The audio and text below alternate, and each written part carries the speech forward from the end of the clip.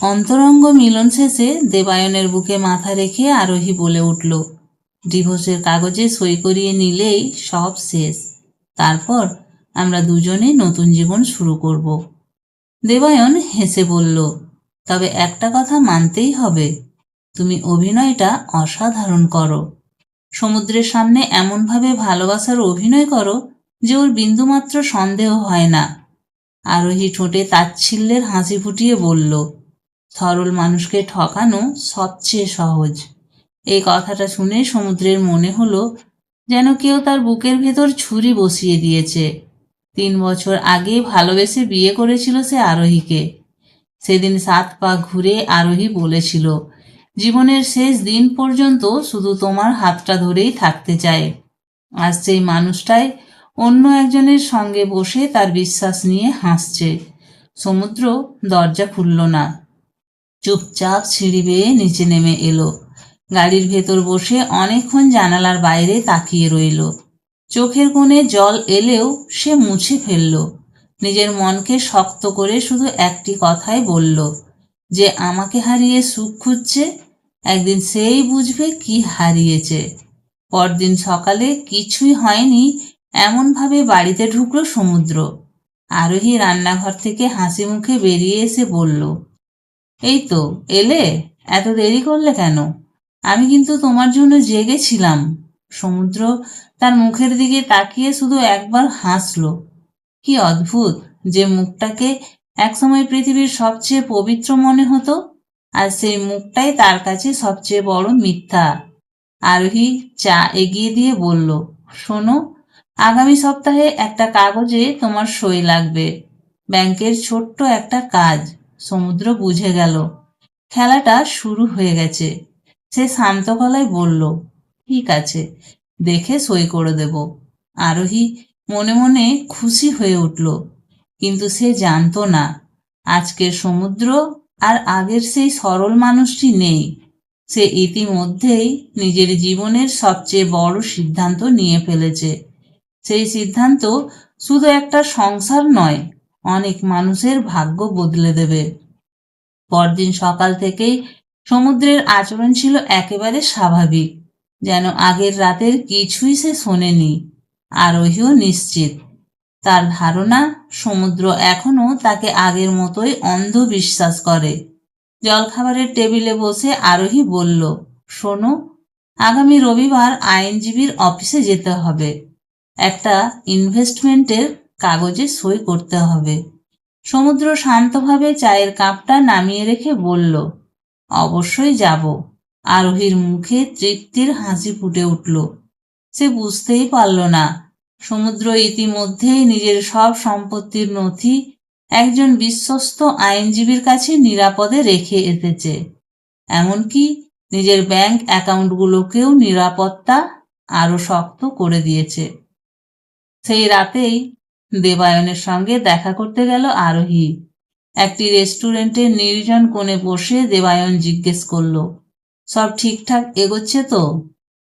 আরোহী আত্মবিশ্বাসের সঙ্গে বলল, সমুদ্র এখনো কিছুই টের পায়নি, আর কয়েকদিনের মধ্যেই সব শেষ। দেবায়ন হেসে বলল, তারপর আমরা নতুন ফ্ল্যাট কিনব, নতুন গাড়ি কিনব। আরোহীও ভবিষ্যতের স্বপ্নে বিভোর হয়ে পড়ল। কিন্তু তারা কেউই জানত না রেস্টুরেন্টের এক কোণে বসে থাকা একজন মানুষ তাদের প্রতিটি কথা মোবাইলে রেকর্ড করছে। লোকটি ছিল সমুদ্রের কলেজের বন্ধু অদ্বৈত। সমুদ্রের অনুরোধে সে কয়েকদিন ধরে আরোহীর উপর নজর রাখছিল। রাতে বাড়ি ফিরে অদ্বৈত সমস্ত রেকর্ডিং সমুদ্রের হাতে তুলে দিল। সমুদ্র দীর্ঘশ্বাস ফেলে বলল, আমি চেয়েছিলাম সবটাই ভুল হোক, কিন্তু সত্যিটা এর থেকেও ভয়ঙ্কর। অদ্বৈত বন্ধুর কাঁধে হাত রেখে বলল, যে মানুষ তোমার ভালোবাসার মূল্য বোঝেনি তার জন্য নিজের জীবন নষ্ট করো না, নিজের স্বপ্ন নিয়ে এগিয়ে চলো। সমুদ্র কিছুক্ষণ চুপ করে থেকে বলল, আমি ওদের কোনো ক্ষতি করব না, শুধু আমার জীবনটা নতুন করে শুরু করব। পরদিন অফিসে গিয়ে সমুদ্র একটি বড় সিদ্ধান্ত নিল। অনেকদিন ধরেই তার নিজের একটি প্রযুক্তিভিত্তিক ব্যবসা শুরু করার স্বপ্ন ছিল। এতদিন সংসারের কথা ভেবে সাহস করেনি। এবার আর পিছিয়ে থাকার প্রশ্নই নেই।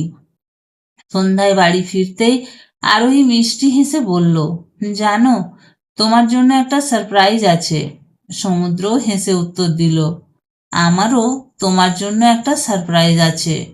দুজনেই হাসলো, কিন্তু সেই হাসির আড়ালে একজন লুকিয়ে রেখেছিল প্রতারণা, আর অন্যজন লুকিয়ে রেখেছিল নীরব বিদায়ের প্রস্তুতি।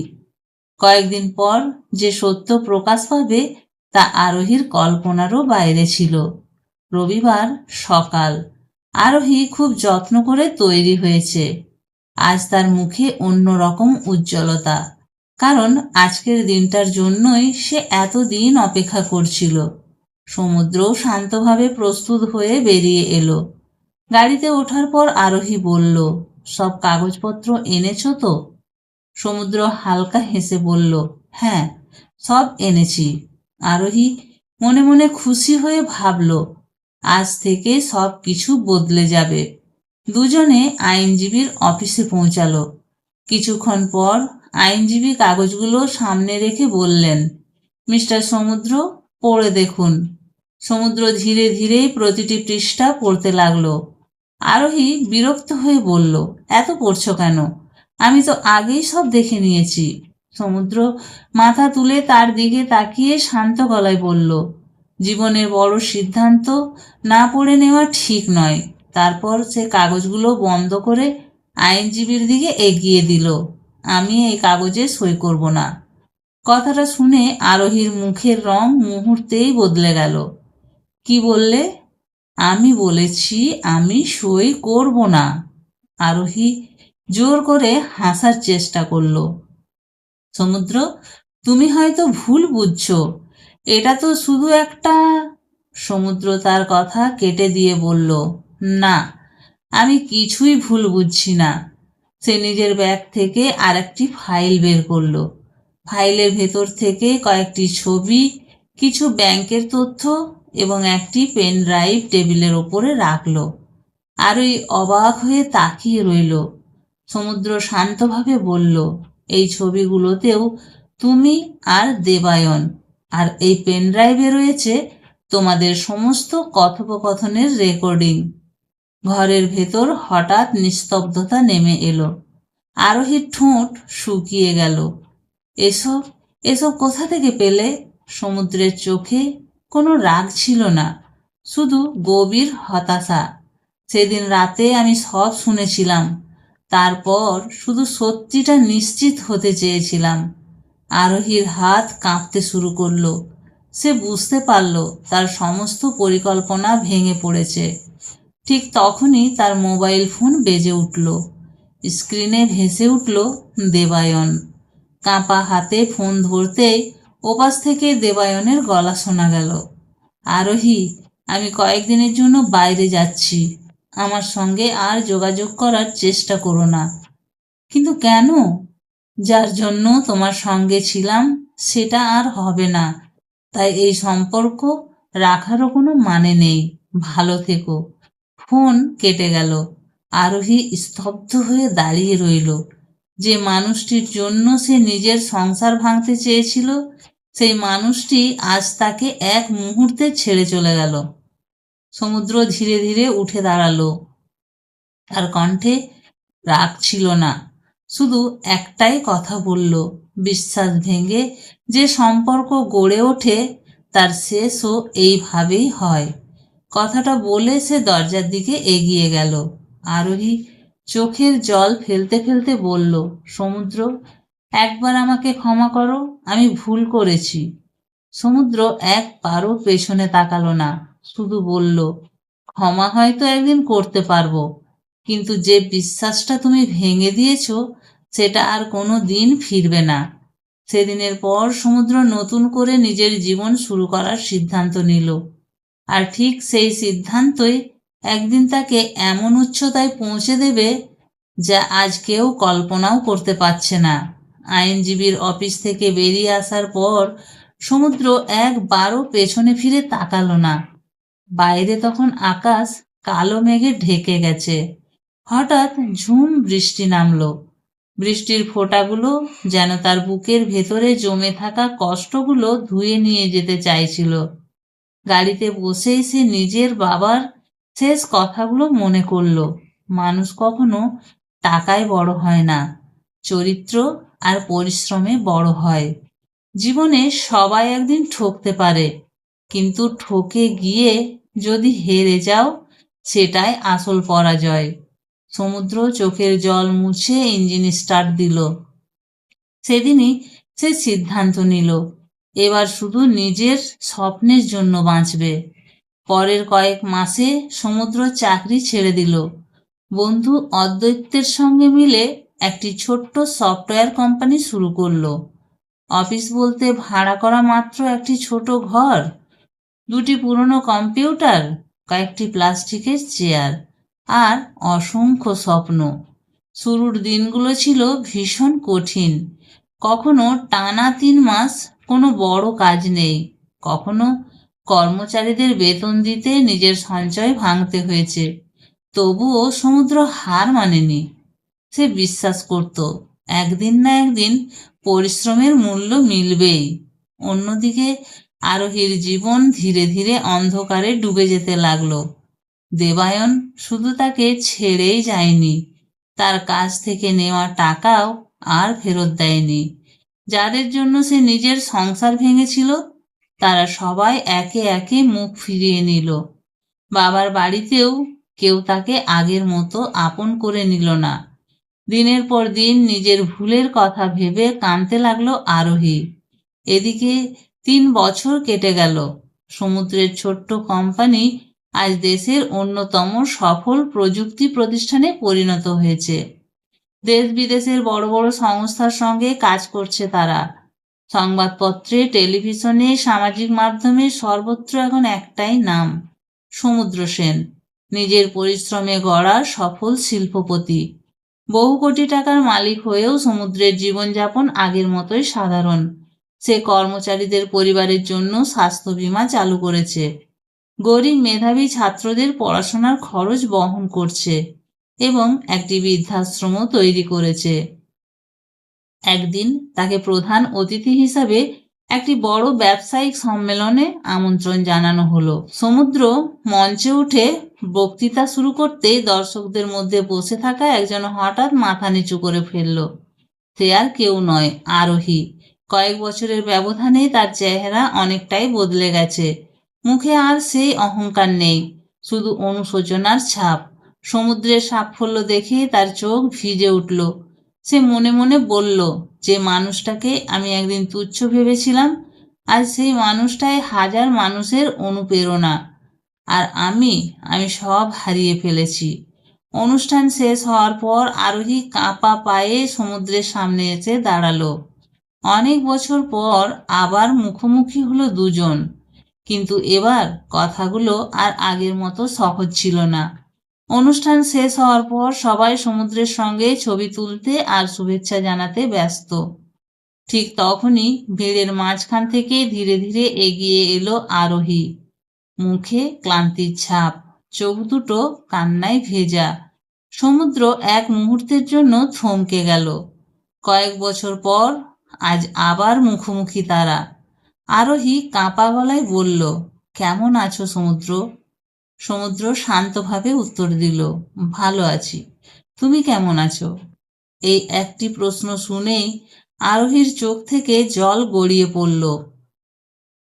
ভালো নেই, একদম ভালো নেই। সমুদ্র কিছু বলল না। আরোহী মাথা নিচু করে বলতে শুরু করলো, যার জন্য তোমাকে ছেড়ে দিতে চেয়েছিলাম, সে আমাকে ঠকিয়ে আমার সব টাকা নিয়ে পালিয়ে গেছে। বন্ধুরা মুখ ফিরিয়ে নিয়েছে, আত্মীয়রাও আর খোঁজ নেয় না। আজ বুঝতে পারছি আমি কি ভয়ঙ্কর ভুল করেছিলাম। কিছুক্ষণ নীরব থেকে সে আবার বলল, সমুদ্র, আমাকে কি আর একবার সুযোগ দেওয়া যায় না? সমুদ্র গভীর নিঃশ্বাস ফেলল।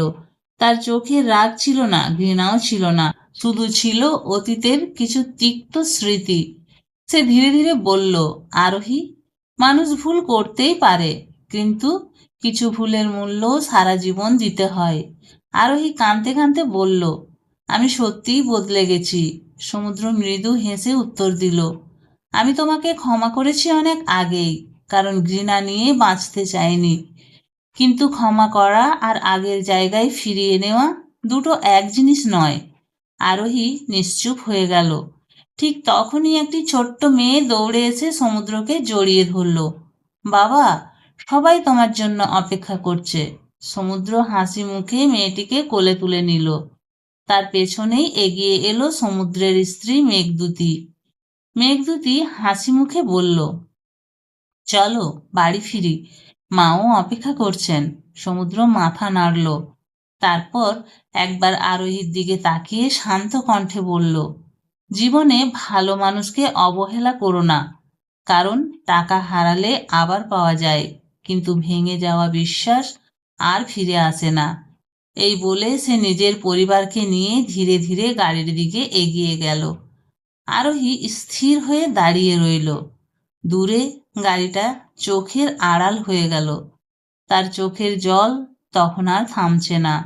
সে বুঝতে পারল যে মানুষটাকে একদিন নিজের স্বার্থের জন্য হারিয়েছিল, আর সেই মানুষটাই সুখী, সম্মানিত এবং অসংখ্য মানুষের ভালোবাসার মানুষ।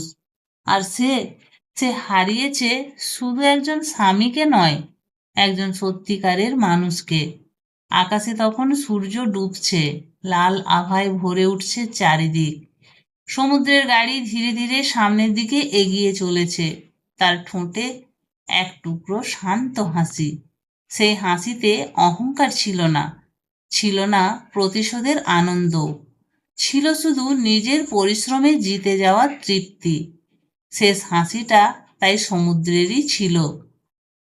প্রতারণা হয়তো কিছু সময়ের জন্য জিততে পারে, কিন্তু সততা ও পরিশ্রমের কাছে শেষ পর্যন্ত তাকে হার মানতেই হয়। যে ভালোবাসার মূল্য দিতে জানে না, একদিন সে অনুশোচনার বোঝা নিয়েই বাঁচে। আর যে নিজের কষ্টকে শক্তিতে পরিণত করে, শেষ হাসিটা তারই হয়। গল্পটি যদি আপনাদের ভালো লেগে থাকে, তাহলে একটি লাইক দিয়ে আমার পাশে থাকুন। আপনার মূল্যবান মতামত অবশ্যই কমেন্টে জানাবেন। আপনাদের প্রতিটি মন্তব্য আমাকে আরও ভালো গল্প তৈরি করতে অনুপ্রাণিত করে। মনে রাখবেন, জীবনে ভালোবাসা, বিশ্বাস আর সততার কোনো বিকল্প নেই। সম্পর্ক ভাঙতে এক মুহূর্ত লাগে, কিন্তু সেই ভাঙা বিশ্বাস আর সহজে জোড়া লাগে না। তাই ভালো মানুষকে কখনো অবহেলা করবেন না। এমন আরও নতুন আবেগঘন ও শিক্ষণীয় গল্প শুনতে গল্পবন্ধন চ্যানেলটি সাবস্ক্রাইব করুন এবং পাশে থাকা বেল আইকনটি অন করে রাখুন, যাতে আমাদের নতুন গল্প সবার আগে আপনার কাছে পৌঁছে যায়। আজ এখানেই বিদায় নিচ্ছি। সবাই ভালো থাকবেন, সুস্থ থাকবেন, নিজের প্রিয় মানুষদের ভালোবাসবেন। আবার দেখা হবে নতুন একটি গল্প নিয়ে। ধন্যবাদ।